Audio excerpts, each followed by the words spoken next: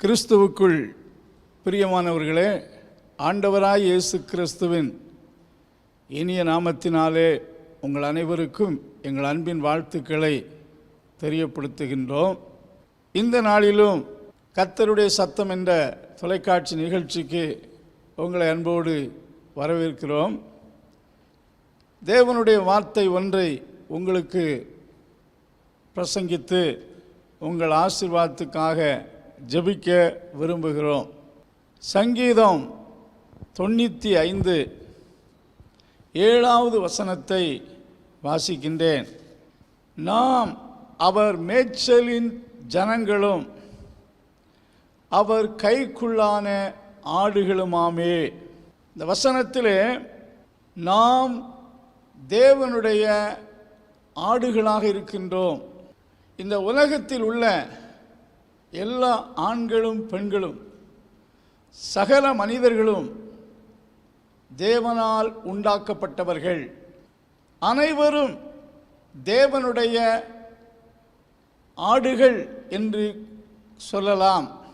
தேவனுடைய சிருஷ்டிப்பின் மூலமாக எல்லோரும் தேவனுடையவர்கள், தேவனுக்கு தூரமானவர்கள் அல்ல. இந்த உலகத்திலே தேவன் இல்லாமல் யாரும் உண்டாக்கப்படவில்லை. உண்டாக்கப்பட்டிருக்கிறது எல்லாம் அவராலே அல்லாமல் உண்டாக்கப்படவில்லை.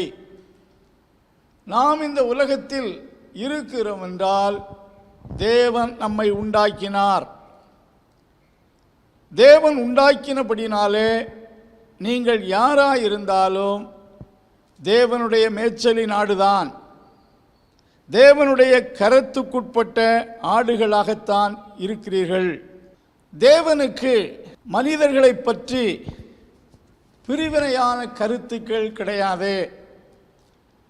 வேதத்திலே நீங்கள் வாசித்து பார்ப்பீர்கள் என்றால் யூதன் என்றும் கிரேக்கன் என்றும் புறஜாதியான் என்றும் அவருக்கு வித்தியாசமில்லை. கிறிஸ்து இயேசுவுக்குள் சகலமும் ஒன்றாய் இருக்கிறோம் என்று வேதத்தில் வாசிக்கிறோம். உலகத்திலே காணப்படக்கூடிய பிரிவினைகள், காஸ்டிசம், இவைகளுக்கு தேவன் பொறுப்பாளர் அல்ல. மனிதர்களுக்குள்ளே இருக்கின்றதான பாகுபாடுகள், பிரிவினைகள் அனைத்தும் மார்க்க தலைவர்களாலும் மனிதர்களாலும் உண்டாக்கப்பட்டவைகள். ஆதியிலே தேவன் ஆதாம் என்ற ஒரு மனிதனை படைத்தார். அவன் மூலமாகத்தான் இந்த உலகத்தில் மனித குலம், மனிதர்கள் பரம்பி பூமியை நிரப்பினார்கள். உலகத்திலே ஒவ்வொருவரும் ஒவ்வொரு மார்க்க பெயரில் அழைக்கப்படலாம். பட் வேதத்தின்படி அனைவரும் தேவனால் உண்டாக்கப்பட்டவர்கள், அனைவரும் தேவனுடைய சிருஷ்டிகள், அனைவரும் தேவனுடைய படைப்பு என்பதை நாம் அறிந்திருக்க வேண்டும். இந்த நாளிலே நாம் தேவனுடைய ஆடுகளாயிருக்கிறோம் என்று சொல்லப்பட்ட வசனத்தின்படி 4 விதமான ஆடுகளை குறித்து இந்த மாலை வேளையிலே உங்களோடு போதிக்க விரும்புகிறேன். முதலாவதாக காணாமல் போன ஆடு. 119 சங்கீதம் 176 வசனத்திலே சங்கீதக்காரனாகிய தாவீது இவ்விதமாய் எழுதியிருக்கிறார்: காணாமல் போன ஆட்டைப் போல வழி தப்பி போனேன், உமது அடியேனை தேடுவீராக. காணாமல் போன ஆட்டைப் போல ஒரு மந்தையில் இருந்து ஒரு ஆடு வழி தவறி காணாமல் போய் எங்கேயோ சிக்குண்டு கொடிய மிருகங்களுக்கு இரையாவது போல தேவனுடைய வழியை விட்டு மனிதர்கள் விலகி தங்கள் சொந்த வழியிலும் அல்லது மாறுபட்ட வழிகளிலும் நடக்கின்றபடியினாலே தேவனை விட்டு, தன்னை படைத்த மெய்யான தேவனை விட்டு அவர்கள் விலகி போகின்றபடியினால் அவர்களுக்கு கர்த்தருடைய வேதத்திலே காணாமல் போன ஆடு என்று வேதத்தில் வாசிக்கின்றோம். தாவீது சொல்லுகிறார், நான் காணாமல் போன ஆட்டைப் போல நான் தேவனை விட்டு விலகினேன், நான் தேவனுடைய வழியை விட்டு விலகி, வசனத்திலே பார்க்கும்போது வழி தப்பி போனேன், மார்க்கம் தப்பி போனேன் என்று தாவீது குறிப்பிடுகிறார்.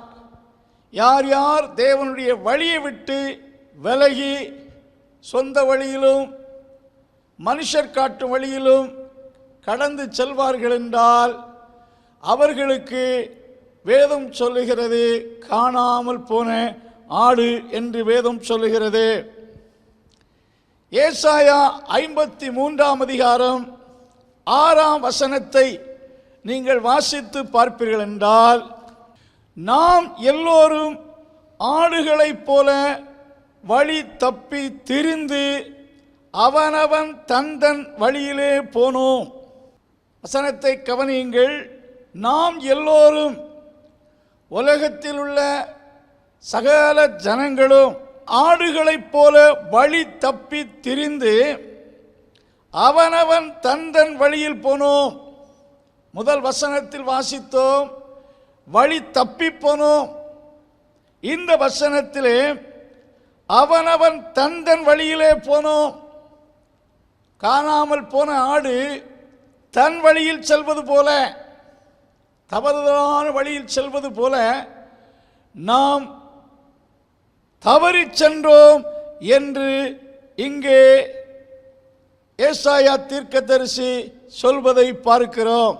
சங்கீதம் 58 சங்கீதத்தில் 3 வசனத்தில் இவ்விதமாக சொல்லுகிறது: துன்மார்க்கர் தாயின் வயிற்றில் இருந்து பிறந்தது முதல் பொய் சொல்லி வழி தப்பி போகிறார்கள். யார் யார் வழி தப்பி போனார்களோ அவர்கள் காணாமல் போன ஆடாக இருக்கிறார்கள். தேவனால் படைக்கப்பட்டவர்கள்தான். உலகத்தில் எந்த மார்க்கத்தை, எந்த ரிலிஜனை பின்பற்றுகிறவர்களாக இருந்தாலும் எல்லோரும் தேவனுடைய படைப்பு, எல்லாரையும் படைத்தவர் ஆண்டவர். பட் அவர்கள் தேவனுடைய வழியை விட்டு விலகி தங்கள் வழியில் சென்று கொண்டிருக்கிறார்கள். ஆகினாலே ஆண்டவர் சொல்லுகிறார், I had lost them, நான் அவர்களை இழந்து போய்விட்டேன். They are like the lost sheep, அவர்கள் காணாமல் போன ஆட்டை போல் இருக்கிறார்கள் என்று சொல்லுகிறார். ஆடுகள் என்று சொல்லும்போது மற்ற விலங்கினங்கள் மிருகங்களோடு ஒப்பிடுகையில் they are so selfless animal, ஒரு பாதுகாப்பற்ற அனிமல். ஆடுகளின் நலனும் பாதுகாப்பும் எப்பொழுதுமே அதனுடைய மெய்ப்பனை சார்ந்ததாகவே இருக்கிறது. உலகத்தில் உள்ள எல்லா மிருகங்களுக்கும் தங்களை தாங்கள் பாதுகாத்துக் கொள்ளக்கூடிய ஒரு செல்ஃப் ப்ரொடெக்டிவ் சிஸ்டம் கொடுக்கப்பட்டிருக்கிறது. ஒன்று யுத்தம் செய்தோ அல்லது தந்திரத்தினாலோ அல்லது தீவிரமாக ஓடியோ தப்பித்துக் கொள்ளலாம். ஆடுகள் என்று சொல்லும்போது அதனுடைய முழுமையான போஷிப்புக்கும் அதனுடைய பாதுகாப்புக்கும் always they must depend upon their shepherd. நாம் இந்த உலகத்தில் வாழ்கையில் தேவனை சார்ந்து வாழ வேண்டும் என்று கர்த்தர் எதிர்பார்க்கிறார். எல்லாவற்றையும் மனிதனுக்காக படைத்தார். மனிதனையோ தேவன் தனக்காக படைத்தார் என்று கொலோசையரில் வாசிக்கின்றோம். நாம் தேவனுடைய கரத்தின் கீழ் இருப்போம் என்றால், ஒரு ஆடு ஒரு மேய்ப்பனுடைய கண்காணிப்பின் கீழ் இருக்கும் என்றால், அந்த மேய்ப்பன் அவளை நடத்தி செல்வான், பாதுகாப்பான், கொடிய மிருகங்களுக்கு அவைகளை விலக்கி காப்பான். அவைகளுக்கு உறைவிடத்தை கொடுப்பான், அவைகளுக்கு முன்னே செல்லுவான், அவைகளுக்கு எப்பொழுதுமே பாதுகாப்பை அருளுகிறவனாக இருப்பான். ஆனால் அப்படிப்பட்ட ஆடு தன் மேய்ப்பனுடைய கஸ்டடியை விட்டு விலகி காணாமல் போகுமானால் கொடிய மிருகங்களுக்கு அது இரையாகலாம், அல்லது சில பொல்லாத மனிதர்கள் அவைகளை திருடி கொண்டு போகலாம். உலகத்தில் அதைத்தான் நாம் ஆடுகளுக்கு நடக்கிறதை கேள்விப்பட்டிருக்கின்றோம். ஒரு ஆடு காணாமல் போய்விட்டால் மேய்ப்பன் அதை கண்டுபிடித்து திரும்ப மந்தைக்குள் கொண்டு வராவிட்டால் கொடிய மிருகங்கள் அவைகளை சாப்பிடலாம், அல்லது மனிதர்கள் அவைகளை திருடி கொண்டு போகலாம். அதுதான் காணாமல் போன ஆடுகளுக்கு சம்பவிக்கும். தேவனை விட்டு ஒரு மனிதன் விலகி செல்லும் போது இந்த கொடிய மிருகங்கள் என்பதை வேதத்தில் எப்பொழுதுமே பாவத்திற்கும் அசுத்த ஆவிகளுக்கும் ஒப்பிடலாம். ஒருவன் ஆண்டவரை விட்டு விலகி காணாமல் போன ஆட்டை போல் இருப்பான் என்றால், சிறு வயதில் இருந்தே அவனுக்குள் பலவிதமான பாவங்கள் அவனை சிறைப்படுத்தும். பலவித பாவங்கள் அவனை ஆட்கொண்டு அடிமைப்படுத்தும். இன்னும் சொல்ல வேண்டுமென்றால், மனிதர்கள் அவர்களை திருடிச் செல்வார்கள் என்று சொன்னால் பலவித தவறுதலான கொள்கைகளில் அவன் அகப்படுவான். சில false teaching, false religious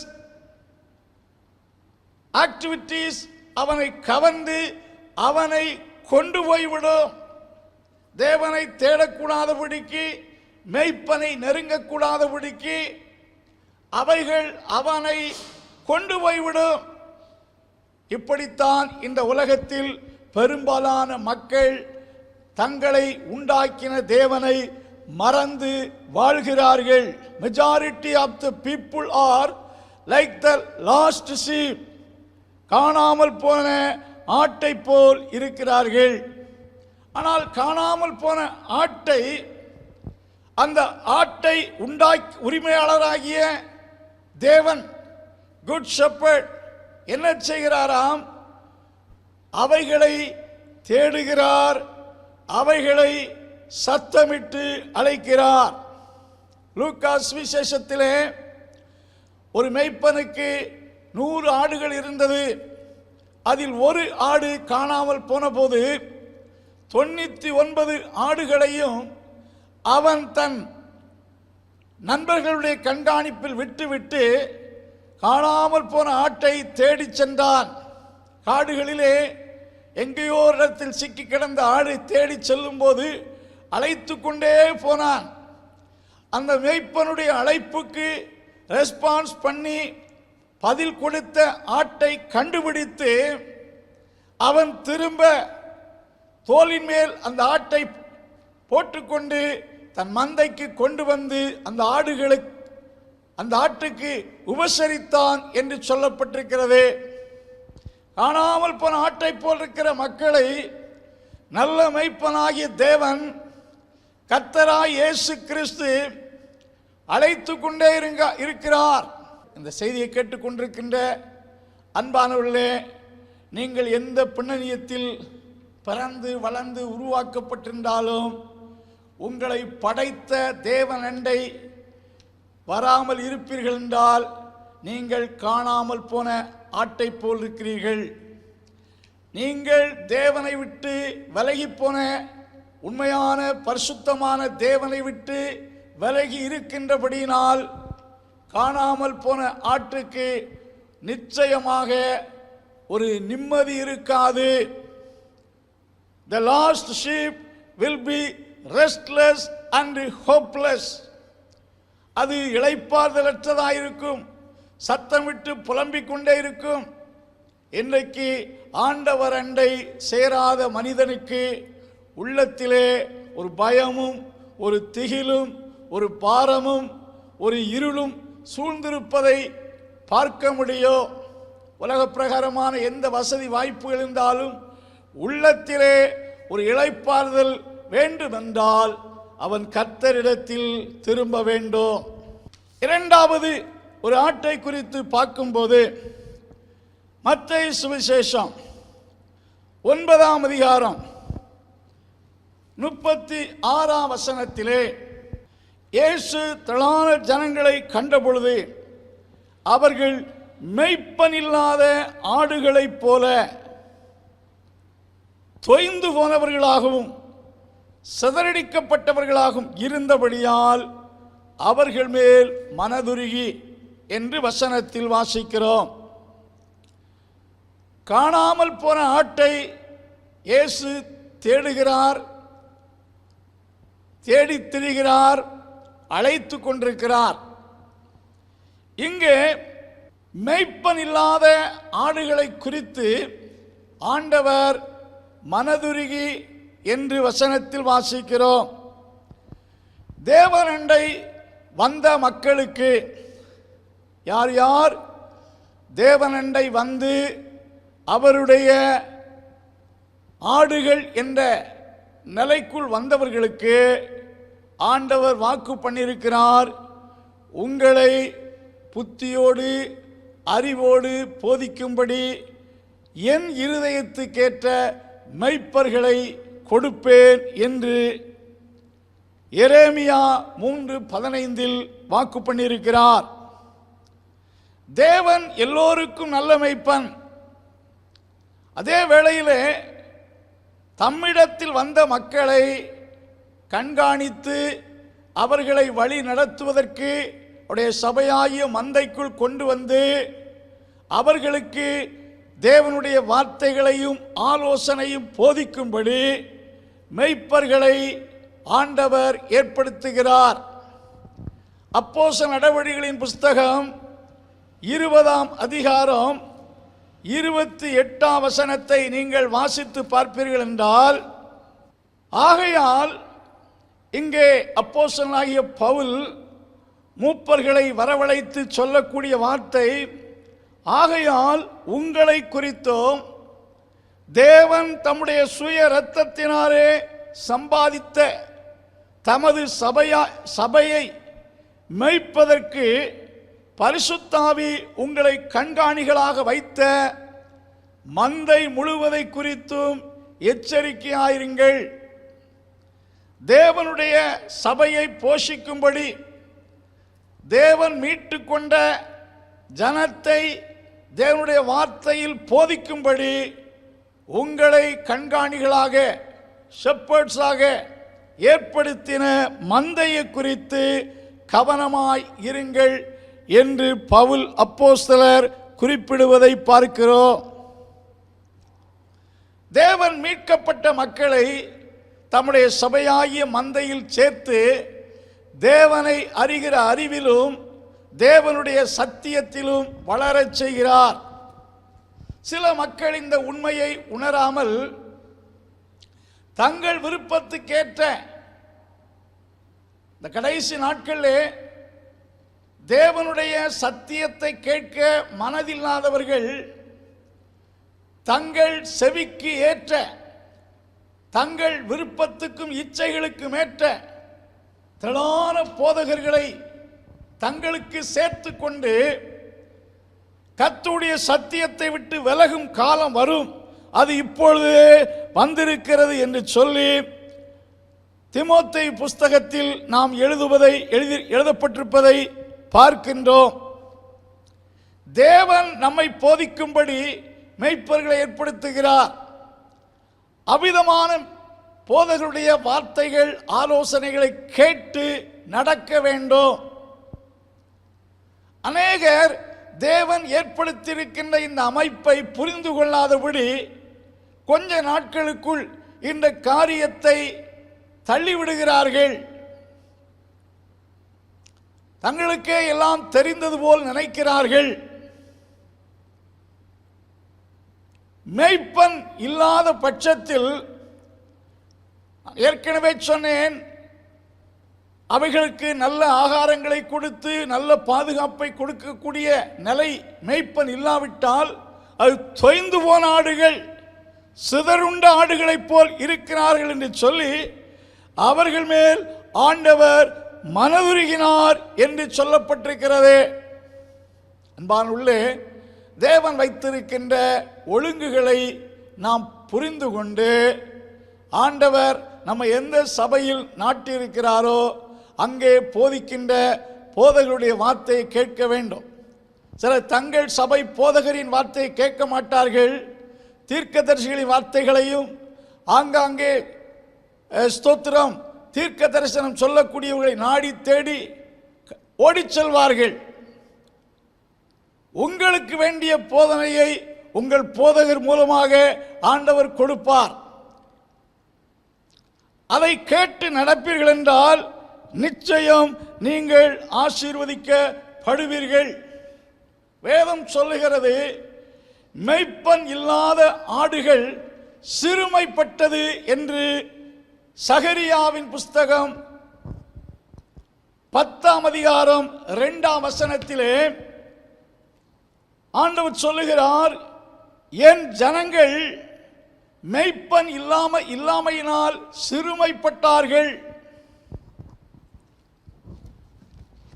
My people were troubled because there was no shepherd to them.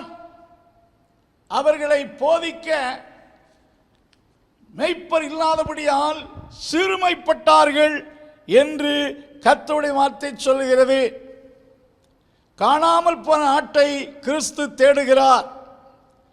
மேய்ப்பன் இல்லாத ஆடுகளை குறித்து ஆண்டவர் மனதுருகுகிறார் என்று சொன்னால், இதை புரிந்து கொண்டு ஆண்டவரை ஏற்றுக்கொண்டு சபை ஐக்கியத்தில் வந்திருக்கிற தேவ பிள்ளைகள் இதை உணர்ந்தவர்களாய் தேவனுடைய ஆலோசனைகளை கொடுக்கின்ற உங்கள் சபை போதகருடைய ஒரு கண்காணிப்புக்குள் நிலைத்திருக்க வேண்டும். இது கர்த்தருடைய நியமனம். இதை நீங்கள் அல்லத்தட்டுவீர்கள் என்றால் காலப்போக்கிலே நீங்கள் தொய்ந்து போவீர்கள். தேவையில்லாத பிரச்சனைகளுக்குள் நீங்கள் சிக்கிக் கொள்வீர்கள். என் ஜனங்கள் மேய்ப்பன் இல்லாதபடியினால் சிறுமைப்படுத்தப்பட்டார்கள் என்று கர்த்தருடைய வார்த்தை சொல்லுகிறது. மூன்றாவது ஒரு ஆட்டை குறித்து உங்களோடு பகிர்ந்து கொள்ள விரும்புகிறேன். மத்தேயு சுவிசேஷம் 9:36 சிதறுண்டாடுகள் என்று சொல்லப்பட்டிருக்கிறது. Scattered sheep. ஸ்கேட்டர்ட் ஷீப் என்று சொன்னால் மந்தை விட்டும் மற்றும் உடன்பட்ட ஆடுகளை விட்டும் சற்று விலகி பிரிந்து நிற்கக்கூடிய ஆடுகள், தங்களை தாங்கள் தனிமைப்படுத்தி நிற்கக்கூடிய ஆடுகள். எரேமியா தீர்க்கதரிசியின் புஸ்தகம் 50ஆம் அதிகாரம் 17ஆம் வசனத்திலே இஸ்ரவேல் தெறிப்புண்டு போன ஆடு. Israel is a scattered sheep. ஆகையால் சிங்கங்கள் அதை துரத்தின, முதலில் அசீரிய ராஜா அதை பட்சித்தான். பின்பு பாபிலோனிய ராஜா அதன் எலும்புகளை முறித்தான் என்று சொல்லப்பட்டிருக்கிறது. ஆண்டவர் சொல்லுகிறார், என் ஆடுகள் ஒரு காலும் கெட்டு போவதில்லை, என் ஆடுகள் எனக்கு பின் செல்லுகிறது, நான் அவைகளுக்கு நித்திய ஜீவனை கொடுப்பேன். என் கையில் இருக்கிற ஆடுகளை எவனாலும் பறித்து கொள்ள முடியாது என்று சொல்லும்போது எவ்வளவு செக்யூரிட்டி, எவ்வளவு சேஃப்டி, எவ்வளவு ஒரு பிளஸிங்கை ஆண்டவர் தமது ஆடுகளுக்கு வாக்கு பண்ணுகிறார். இந்த வார்த்தையை கேட்டுக்கொண்டிருக்கின்ற அன்பானவர்களே, நீங்கள் காணாமல் போன ஆட்டை போல் இருக்கிறீர்களா? அல்லது மேய்ப்பன் இல்லாத ஆடுகளைப் போல் இருக்கிறீர்களா? அல்லது தேவனை அறிந்தும் ஒரு தெரிப்புண்ட, ஒரு சிதறுண்ட, தேவனுடைய சபை விட்டும் தேவனை விட்டும் விலகி நிற்கக்கூடிய ஆடுகளைப் போல் இருக்கிறீர்களா? அல்லது தேவனுடைய கரத்திலே அடங்கியிருக்கும் ஆடுகளாக இருக்கிறீர்களா? இந்த வார்த்தையை சிந்தியுங்கள். கர்த்தர் உங்களை நேசிக்கிறார். கர்த்தருடைய கரத்தில் இருப்போம் என்றால் நமக்கு பாதுகாப்பும் நமக்கு சகலமும் பரிபூரணமாய் கொடுக்கப்படும். என் ஆடுகள் பசியடைவதில்லை, நான் என் ஆடுகளுக்கு முன்னே நடந்து செல்வேன் என்று ஆண்டவர் வாக்கு பண்ணியிருக்கிறார். இந்த வார்த்தையினாலே கர்த்தர் உங்களை ஆசீர்வதிப்பாராக.